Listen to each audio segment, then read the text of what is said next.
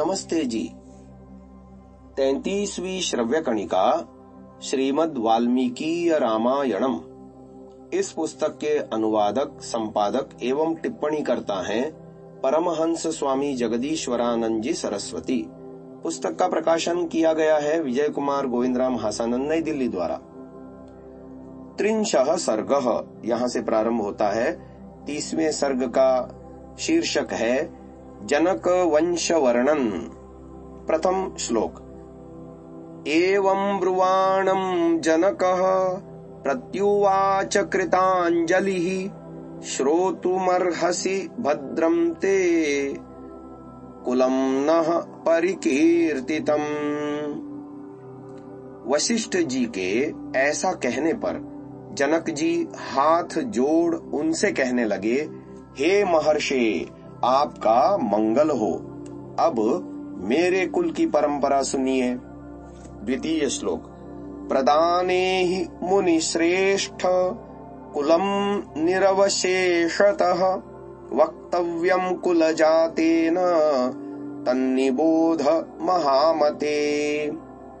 हे मुनि श्रेष्ठ, कन्यादान के समय कुलीन को अपने कुल का वर्णन करना चाहिए, अतः आप सुनिए। तृतीय श्लोक। राजा भूत्रिषु लोकेषु विश्रुतः स्वेन कर्मणा निमिः परम धर्मात्मा सर्वसत्ववतां वरः।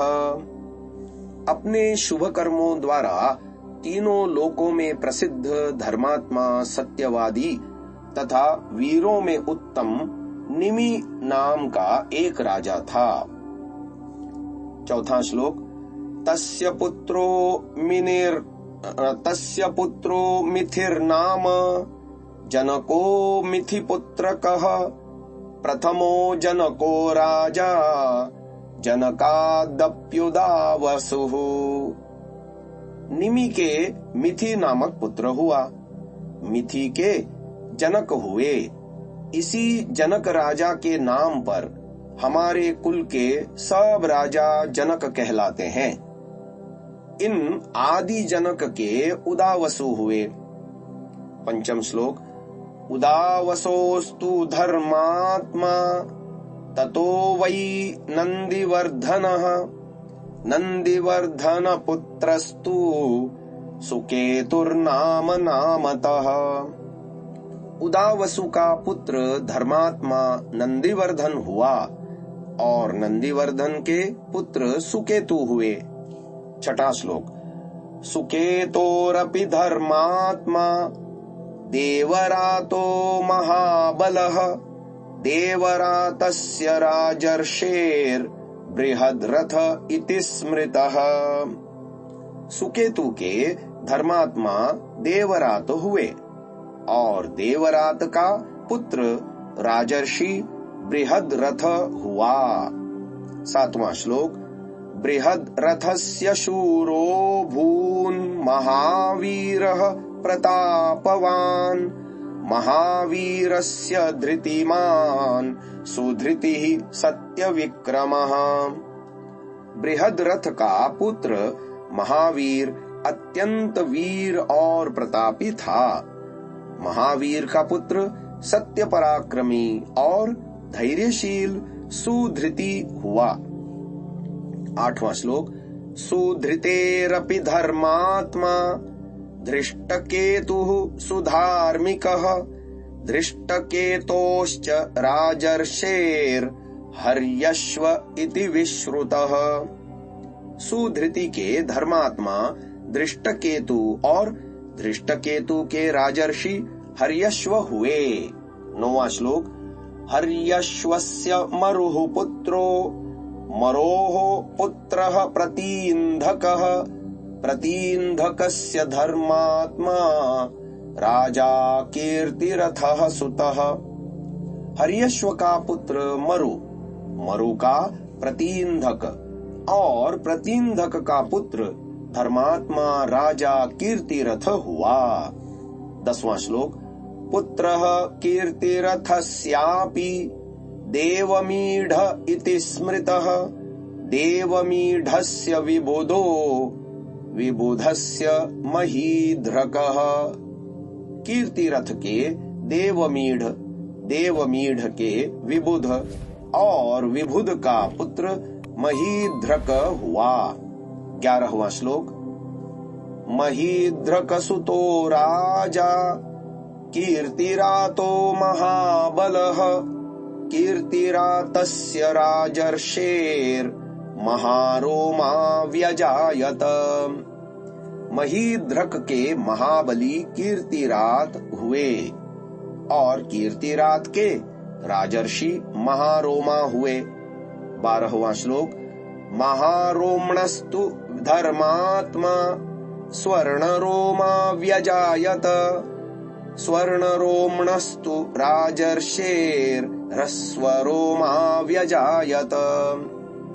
महारोमा का पुत्र धर्मात्मा स्वर्णरोमा हुआ और स्वर्णरोमा के राजर्षि हर्षरोमा हुए। 13वां सूत्र।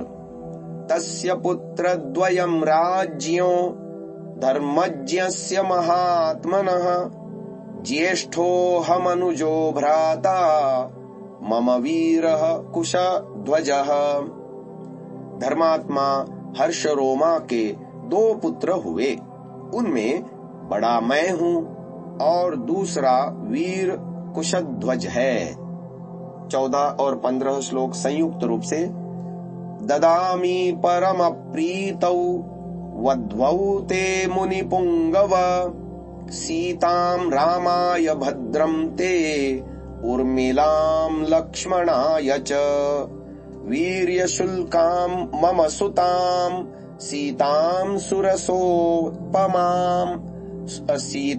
सुरसुतोपमां द्वितीयामूर्मिलां चैव त्रिदर्दामि न संशयः।